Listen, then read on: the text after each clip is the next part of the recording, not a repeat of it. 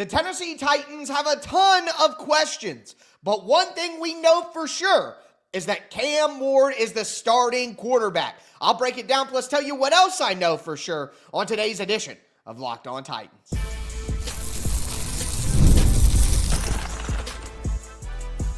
You are Locked On Titans, your daily Tennessee Titans podcast, part of the Locked On Podcast Network, your team every day. Welcome to the Locked On Titans podcast. I am your host, Tyler Rowland. Titans fans, on today's show, we're going to take a look at some things that I know for certain about the Tennessee Titans at this point in the offseason. On yesterday's show, I took a look at the biggest questions remaining for the Titans at this point in things. Today, I'm going to tell you what I know for sure, like that Cam Ward is the starting quarterback of this football team. The ceiling of the Titans pass rush is incredibly low, and this Titans special teams unit will be much improved. Before we dive into all of it, though, I do want to thank you for making Locked On Titans your first listen each and every day. Remember, Monday through Friday, Tennessee Titans content all year round, always for free. You're not going to beat that anywhere else. Make sure that you get subscribed, stay subscribed. It's your team every day. Speaking of every day, shout out to my everydayers out there tuning in Monday through Friday. If you aren't an everydayer, you need to be one. On tomorrow's show, I'm going to plan out the rest of the Tennessee Titans summer going up to week 1 kickoff and why each step is so important. Next week, it's going to be division rival week. I'm going to have a position rankings of the AFC South early in the week. I'm going to do a deep dive on each of the division rivals as we go throughout the end of the week. Can't wait to bring all that content to you guys. Maybe the off-season for the Titans, but there is no off-season here on Locked On Titans. So again, make sure you get subscribed, stay subscribed. It's your team every day. With that being said, though, the things that we know, the things that we can be certain about with the Tennessee Titans, there aren't a ton of them. But one of them, and the most important one, is that Cam Ward is the starting quarterback. We talked about it earlier in the week. One of the big losers of Titans mandatory minicamp was the narrative that there was an even split or a quarterback competition between Will Levis and Cam Ward. That is not the case. Cam Ward got significantly more reps with the first team in mandatory minicamp. The Tennessee Titans drafted Cam Ward number 1 overall and have been gushing about him ever since, before they even drafted him. Warren Moon comes out of retirement like the writing is on the wall. Cam Ward is the starting quarterback. We don't have any fake quarterback controversies being drummed up by the media. We don't have any nonsense that we have to factor in and, oh, well, I guess this could. No. Cam Ward is the team's starting quarterback. He will be the week 1 starter, barring health and everything like that. But make no mistake about it, Cam Ward is the starter. Now, one thing that we can't be certain of right now that I just want to harken back to questions from yesterday, will Levis be traded? I felt very, very certain of that being the case. I feel less certain now. Obviously, a lot of time, and I think it would be best for the Titans and Will Levis for him to find a new opportunity and a fresh start, but I am less certain about that today than I was a few months ago when we first talked about it. But what I am certain about regarding the quarterback position is that Cam Ward is the starter, not Will Levis, and there is no quarterback competition taking place, and a real quarterback competition. That's not the case, and we can see it from the rep distribution in mandatory minicamp. When I talked about earlier, it's time for the Titans to actually get serious about preparing for the season, and the first moment where they really had to turn things on, Cam Ward got a ton more reps than any other quarterback, not just Will Levis. So it's obvious that he is going to be the starter. Now, staying in the offensive realm, you know what else I know for certain about this football team? And there's not a lot of things that we can, rest our hat on at the end of the day. But one thing that I know for certain is that Tony Pollard and Calvin Ridley are dogs.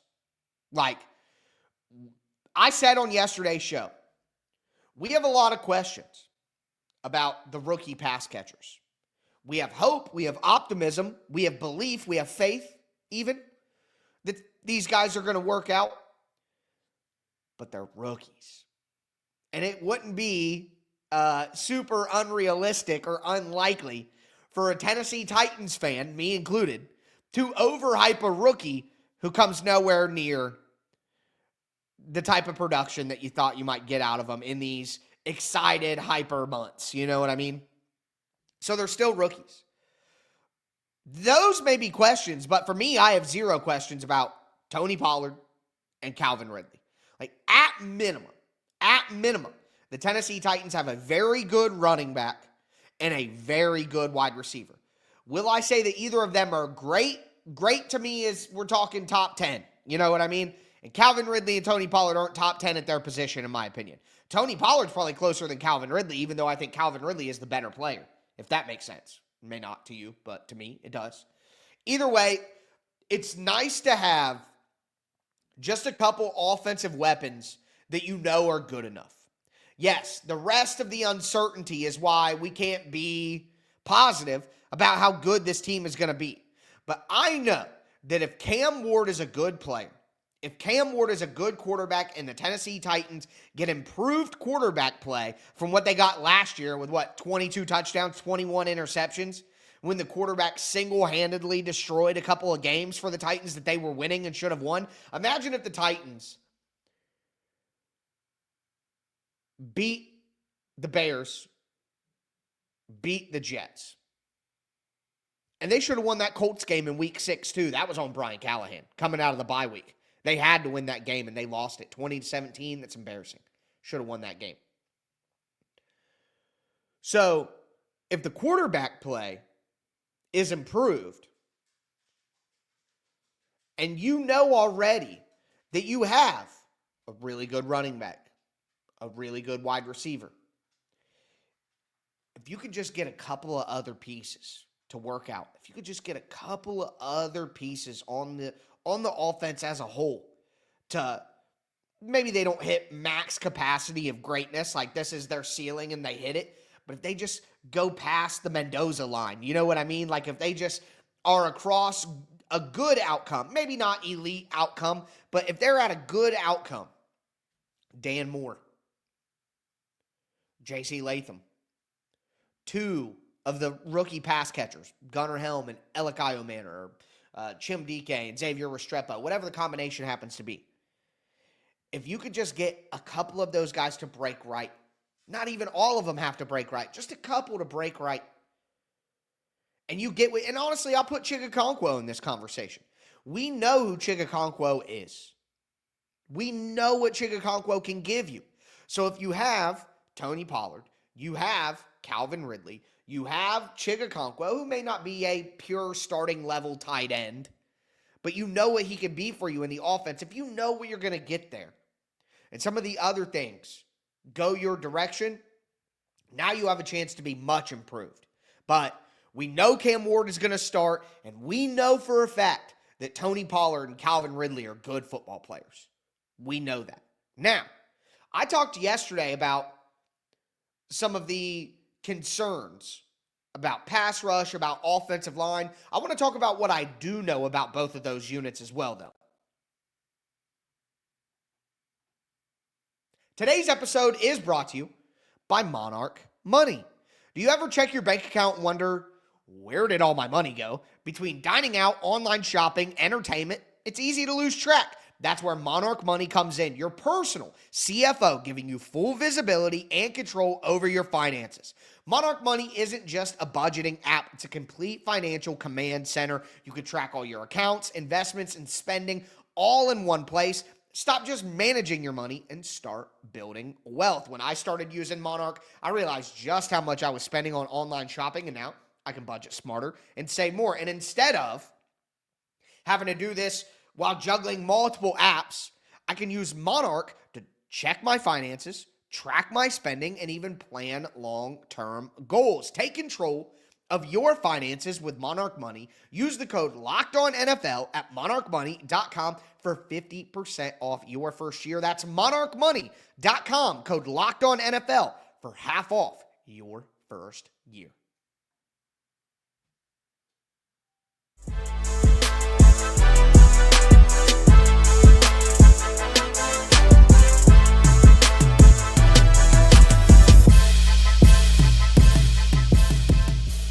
Titans fans, fans, let's continue today's edition of the Locked On Titans podcast. We're looking at what we know, what we can count on, what we are for sure of with the Tennessee Titans at this point in the process. Before we dive into what else I know, do want to thank you for making Locked On Titans your first listen each and every day. Remember, Monday through Friday, Tennessee Titans content all year round, always for free.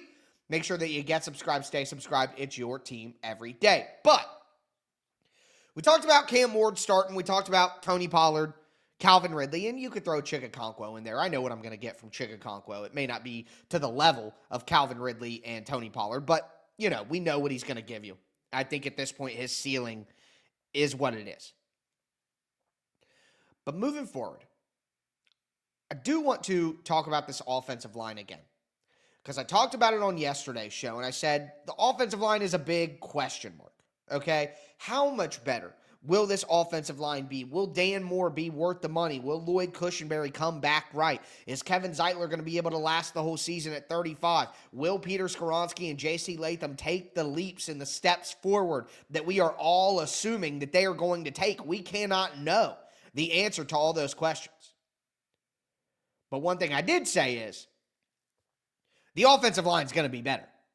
It's got to be better than what it was last year. There's just no way around it. Now, we don't know how good it is. And again, yesterday's show, I kind of pushed back on, a lot of people are acting like the Tennessee Titans are going to have a really good offensive line. Like, oh, they put the pieces in place. This is going to be a top 10 offensive line. And I'm just like, I don't know about that.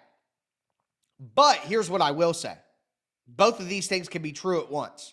I'm uncertain about the high-end hopes that people have for the offensive line. But on the flip side of that, last year, the Titans were a bottom 5 offensive line, right? They were awful. Again. And we had these same conversations last year like, oh, the offensive line has to be improved, right? You had J.C. Latham, you had Lloyd Cushenberry. They got to be, Cushenberry gets hurt. Latham struggles at the end of the year, which he talked about is because of his weight, and he was too heavy and he was overweight. And he struggled at the end of the year. And then we know the right tackle spot was an outright disaster. And then we know that Dylan Radins at right guard is just okay. So, again, I am skeptical of the high-end, predictions that some people are making for what this Tennessee Titans offensive line can be. I talked about the questions that lead me to my skepticism. But will this Tennessee Titans offensive line be better than last year? Yes. There's no doubt about that. Like, there is no doubt. Just by simple, happenstance, this Tennessee Titans offensive line has to be better. Again, if you get the worst outcome for the Titans, average left tackle play from Dan Moore. Well, that's probably not the worst outcome. A little below average tackle play from Dan Moore. Above average guard play from Peter Skoronski.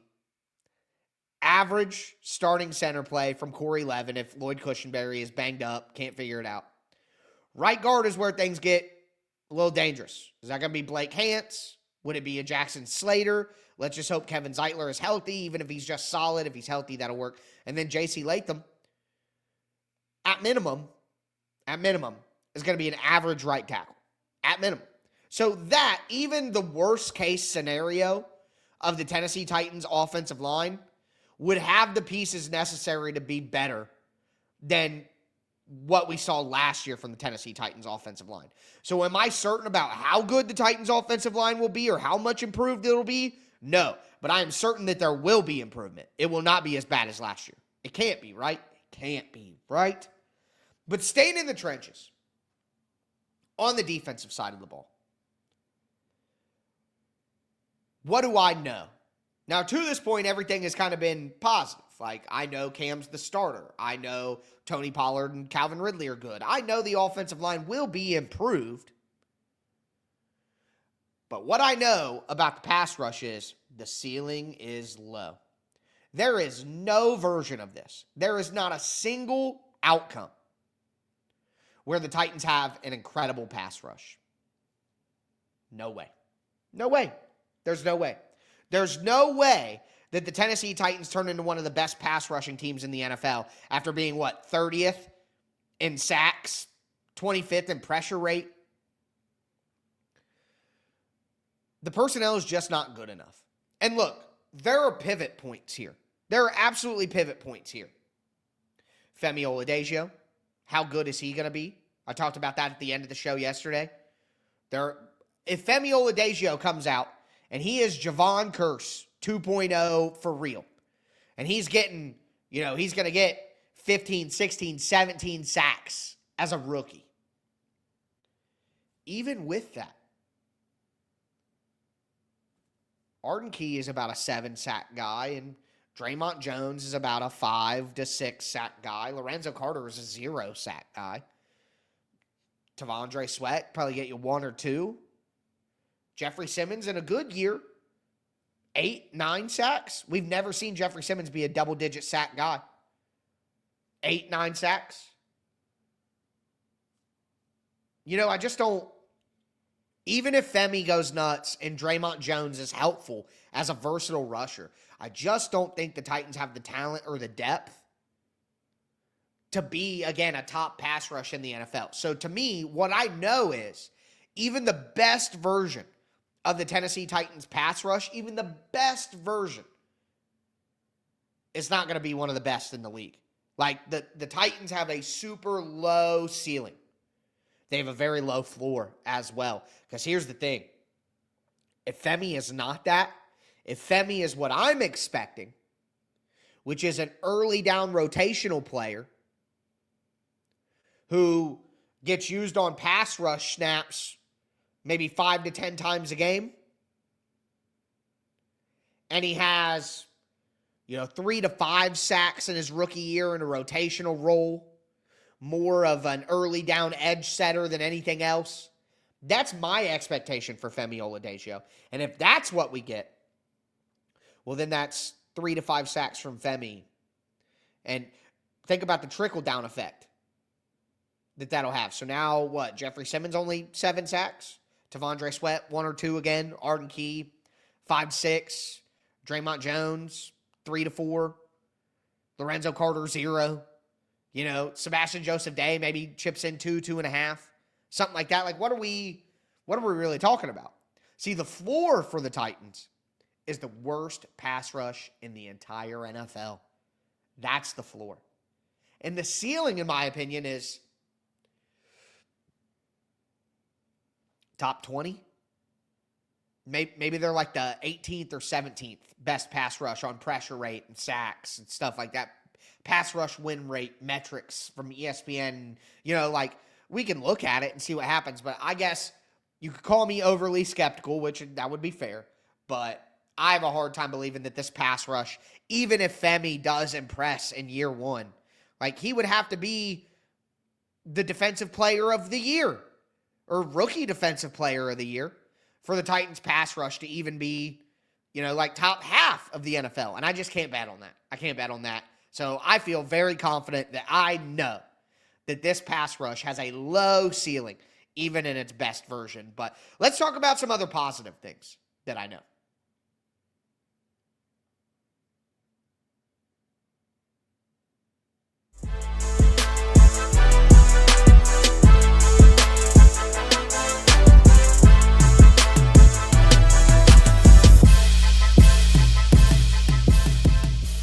Titans fans, let's cap off today's edition of the Locked On Titans podcast. We have talked about the things that I know. Cam Ward's going to start. Calvin Ridley and Tony Pollard are good. The pass rush has a low ceiling. The offensive line will be improved. I talked about the things that I don't know and the biggest questions for the Titans on yesterday's show. On tomorrow's show, we're going to look at what the summer plans for the Titans are going to be. Cam Ward, the team at large, and then we get into training camp, what comes after that, all the way up to week 1. But with that being said, I do want to thank you for making Locked On Titans your first listen. For your second listen, check out Locked On NFL Scouting. As training camp gets closer and moves are being made, hosts Kyle Krabs and Joe Marino will make you the most informed NFL fan this offseason. Find Locked On NFL Scouting on YouTube or wherever you listen to podcasts. So, the last couple of things that I know for certain, both positives. But number one, it's Cody Barton is legit. That's literally what I have in my notes. Cody Barton is legit. I hyped up Cody Barton earlier this week, or last week, I think, at the end of mandatory minicamp week. Excuse me. Hyped him up, and that hype level for me has not gone down at all. I think that Cody Barton is going to be an absolutely incredible piece in the middle of this defense. I think not only his versatility as a player, way more versatile than Kenneth Murray. He can drop back into coverage a little bit more. He's not just a downhill thumper. I think that his leadership and his ability to communicate with his teammates and bring other people along is going to be better than Kenneth Murray. I think one of the big reasons the Titans did everything they could to get Kenneth Murray out of there is not just because he's a liability on the field, particularly in coverage, but I think they weren't satisfied with him being the leader in the middle of their defense. So Cody Barton gives you leadership improvements. He gives you on-field versatility improvements. And I think that just his impact, not only as a singular player who plays well, but his impact on everyone else on the defense is going to make the Titans much better on the interior of their defense, which they really, really fell off last year. Really fell off last year on the interior of that defense. So having Cody Barton as the leader for James Williams, Cedric Gray, Otis Reese, David Benda, to have Cody Barton be the guy leading that linebacker group, I think it's a super underrated aspect of this Tennessee Titans offseason, and I know for a fact that Cody Barton is going to be legit in the defense. I have no questions about it. There are things that I can find myself being skeptical about. I cannot find a way to be skeptical about Cody Barton in the middle of the defense. He's too solid, too consistent, no matter where he's been, what he's done, where he's gone, doesn't matter. He's going to have a great impact on the team. I feel very confident in that. And moving on to my last point. The special teams is going to be so much better. The Titans had, in my opinion, now let me say this. I have not watched every special teams unit in the history of the NFL. Okay, shocker, right? But the Titans had to have had one of the worst special teams unit of the millennium so far last year. It has to be top 5, top 10, or should I say bottom 5, bottom 10 special teams units last year. They had to. There's no way that they didn't with the performance they put on week to week and how critically devastating the special teams blunders were. From the punt blocks early to the Lions game to the lack of return ability. Nick Folk was good. Everything else was a disaster. A disaster. You bring in John Fossil, Bones Fossil, the most respected special teams coach in the entire NFL. Okay? You bring him in. You let him bring in some of his players and some of the guys he wants. I just have full faith. I just have full confidence. No doubts. Will the Titans be, this is like the offensive line conversation. Will the Titans be one of the best special teams units in the NFL? Maybe. I don't know. That Bones Fossil is that good, folks. He's that good. He gets it that much. But even if they're not a top 5 special teams unit, whatever, even if they're not that, I bet they're mightily improved. There's no way the Titans special teams group is not a top 20 group. There's no way. The coaching is too good. They've added pieces in the mold of what Fossil wants. DK and Restrepo, James Prochet, all going out for the returner job. They have created real competition at these places, and Bones Fossil is going to identify the right talent and get the best out of it. So, things that I know, Cam Ward's the starter. Tony Pollard and Calvin Ridley are good players. The pass rush ceiling is super low. The offensive line will be better. Cody Barton is legit, and the special teams units will be better. Let me know what you guys think for certain down below, but that's going to do it for me today, folks. As always, I am your host, Tyler Rowland, and this was Locked On Titans.